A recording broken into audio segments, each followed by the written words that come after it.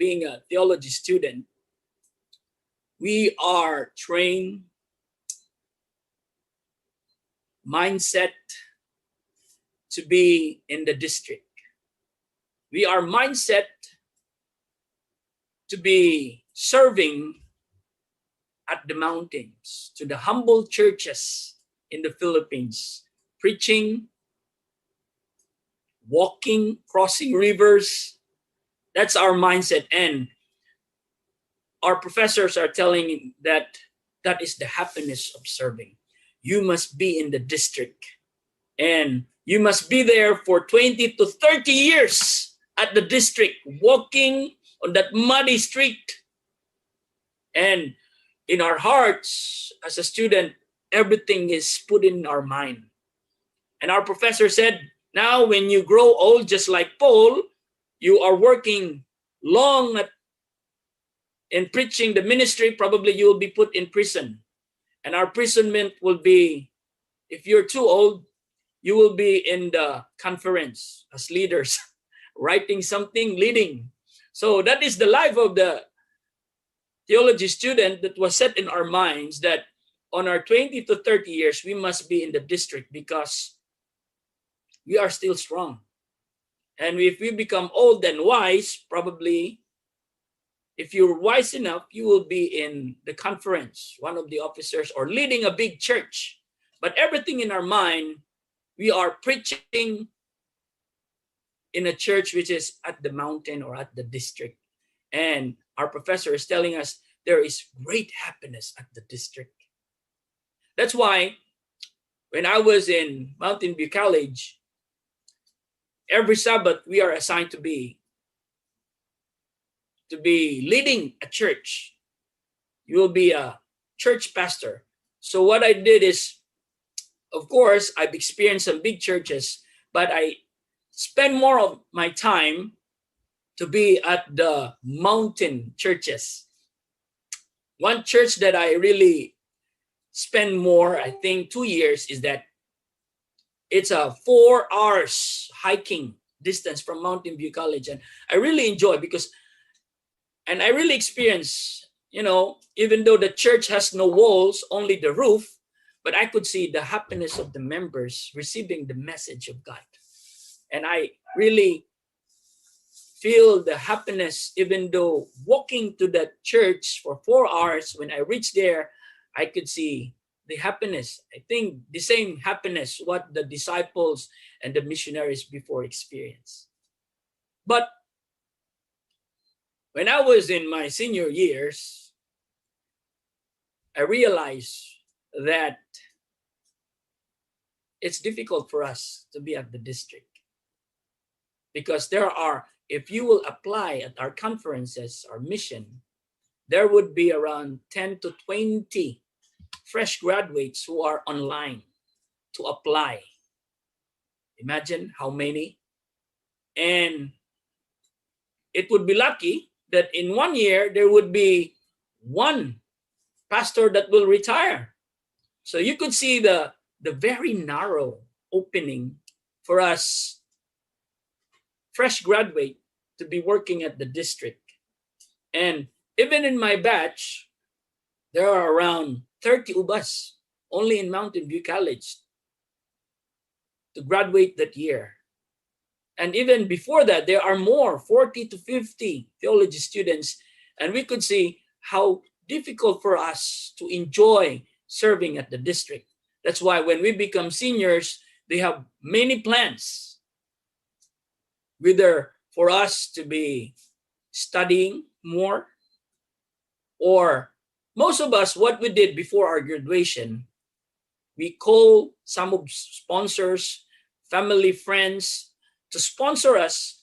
When we graduated, we will have a cottage meeting, so that after the graduation, we have this hotness to be at the district, even though there's no calling yet.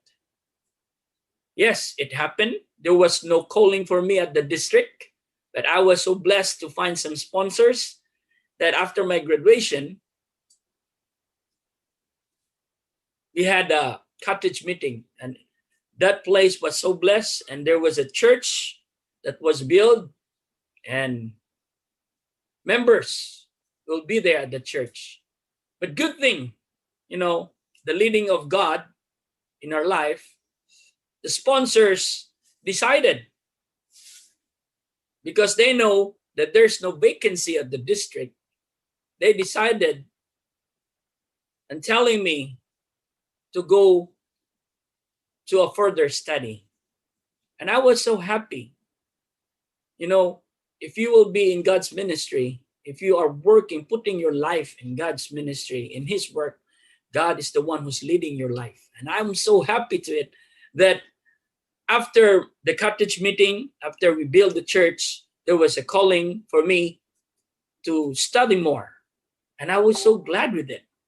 But still in my heart, I have this dream to be at the district. I want to be at the district. But I said to myself, if there's no calling at the district, then I will accept this opening here to study more.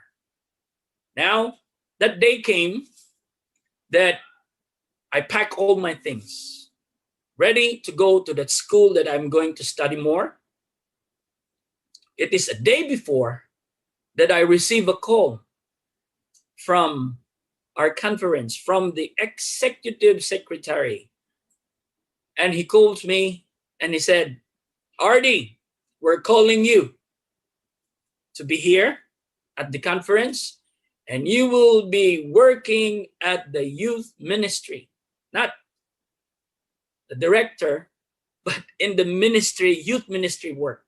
I'll be under the youth director.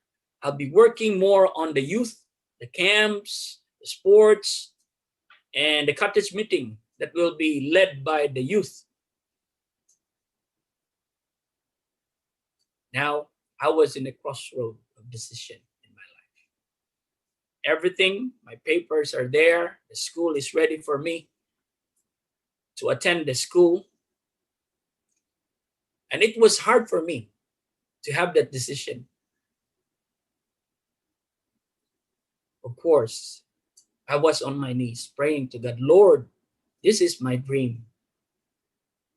I want to be at the district, but there is already a decision that I will be studying more. Please guide me." And it's difficult for me to answer that call that I told him, "Can I call you back again tomorrow to accept this? Because I need to pray." And I told him, the one who calls me, about the situation.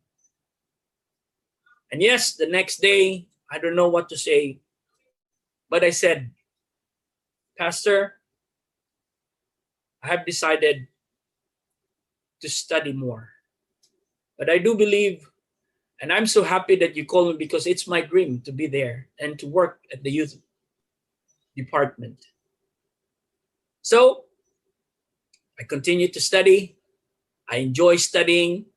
And you know what did I take? I take really public health. The reason I did not take divinity, master's in divinity, but I took public health because I want to be more effective at the district. Not only telling them about the good news, pastoring the churches, but I want also them to have good health. I want to have the health ministry. And it came that it's in my last 3 months at my schooling. I'll be going to March. And 3 months before my graduation, I will be defending my thesis or my book. I'm preparing everything that I will, present it and defend my thesis. And I was ready and inspired, and my book is ready to be accepted. And it would be the next week that I will present my book. Then again, there was a call from the conference. The same person, it was the executive secretary of that conference, telling me, "There's another job opening for you, And we could see that you've been studying public health, so we want you to serve in our sanitarium hospital in Calbayog Sanitarium. We want you to serve as the chaplain. And I was shocked again that I received this call. I said, Lord, I want to have this. This is my dream. I want to be in the health ministry as well. But once again, I was in this crossroad of decision. Because I'll be marching 3 months later. And the next week, I'll be presenting my book. And it's really hard. And of course, I prayed again. And again, the answer was no. I said to the pastor, I'm so sorry, but I need to finish my schooling. If that ministry is still open, I'll be gladly to accept it. So I march, I finish, I decline that calling, which I really love most. But it's a difficult decision if you will be on my situation. Then I graduated and I was waiting for a call, but nothing came. Now, it's time for me to bend my knees. I was calling to God, Lord, what is your calling for me? Where am I going? Then later,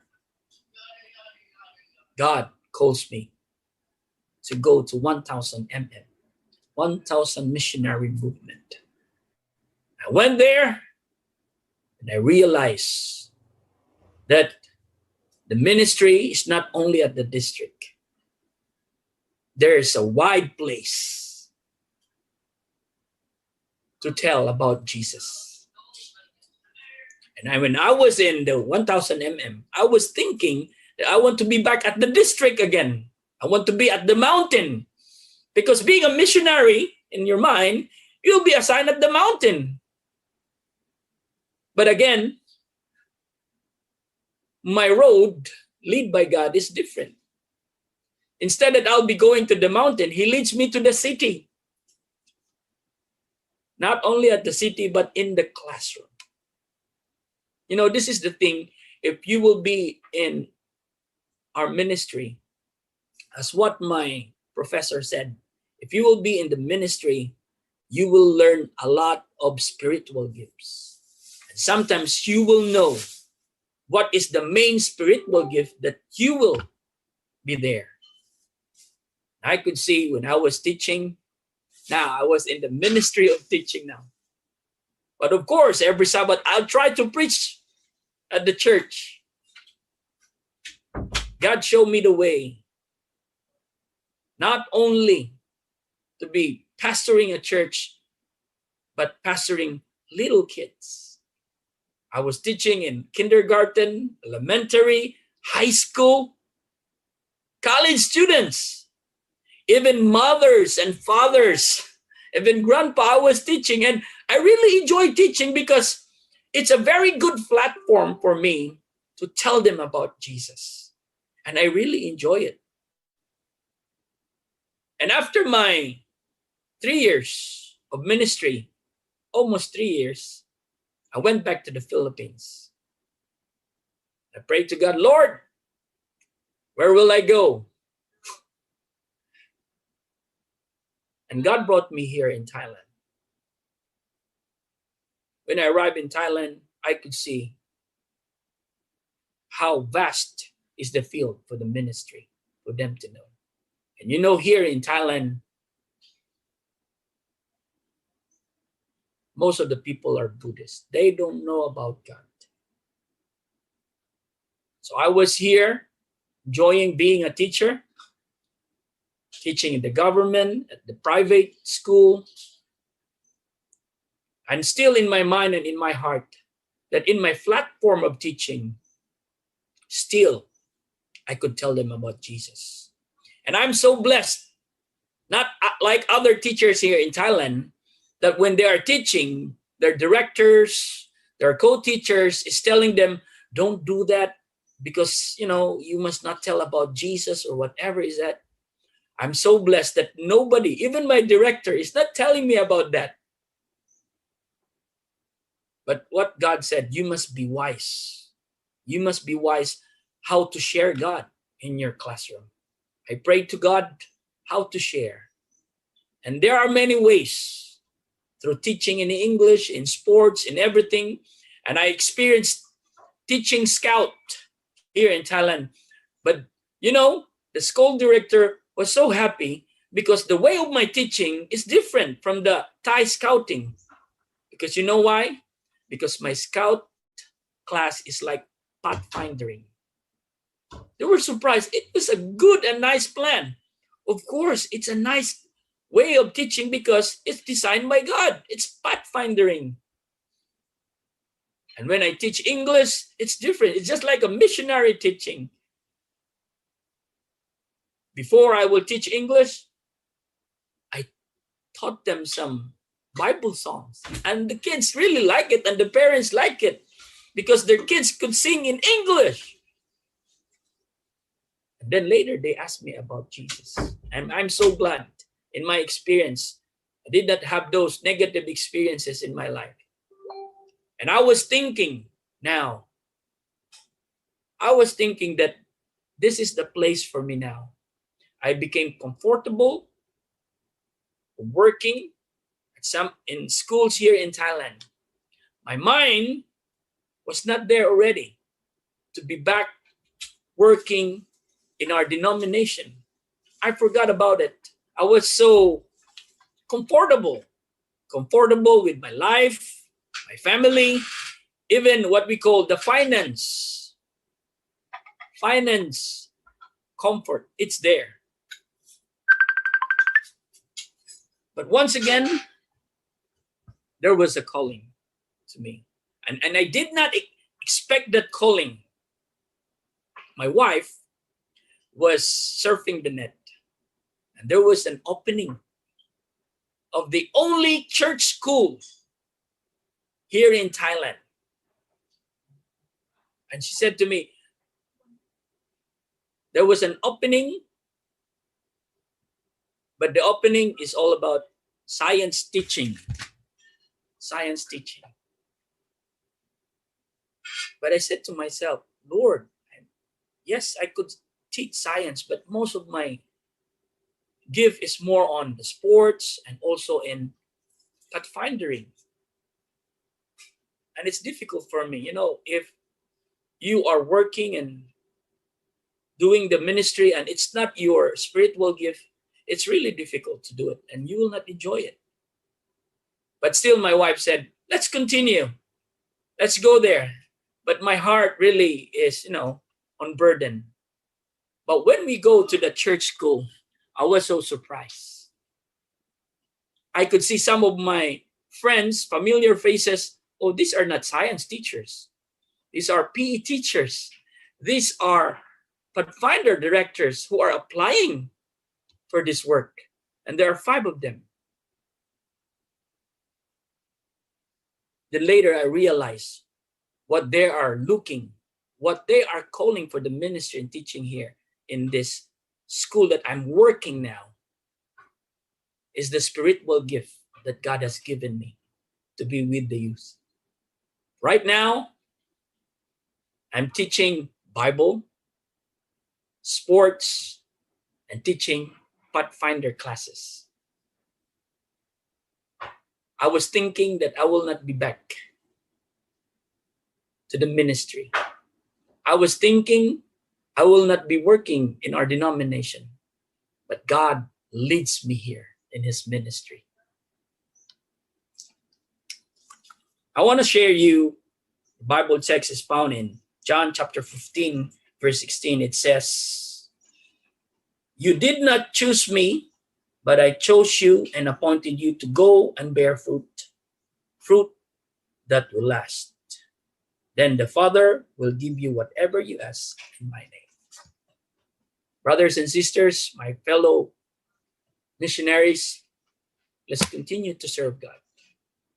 Let's continue because God has prepared something for you. Maybe that ministry is now, you have it now. Enjoy it. Give your best. Because all our purpose here in this ministry is to prepare everyone, including ourselves, for the soon coming of Jesus Christ. Thank you so much, and God bless. Amen. Amen. Amen.